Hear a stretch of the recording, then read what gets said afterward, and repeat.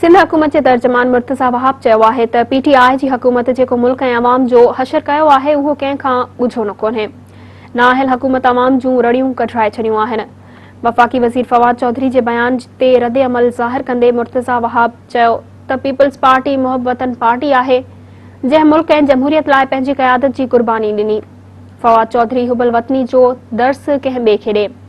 हिन चयो त सिंध लाइ सलेक्टेड हुकूमत जूं मुनाफ़िकाणियूं ऐं गैर मुनसिफ़ाणियूं पॉलिसियूं सिंध जी अवाम खां लिकल कोन्हनि। तव्हांजी हुकूमत कूड़ ऐं यूटर्न जे सहारे ते बीठी आहे।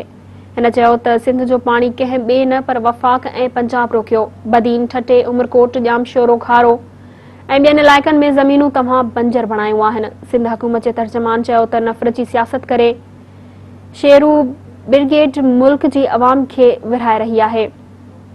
हिन चयो त फवाद चौधरी खे लोटो आज़म चयो वञे त ग़लति न थींदो। हिन का बि पार्टी नाहे छॾी जंहिं जे किराए ते तर्जुमानी न कई हुजे।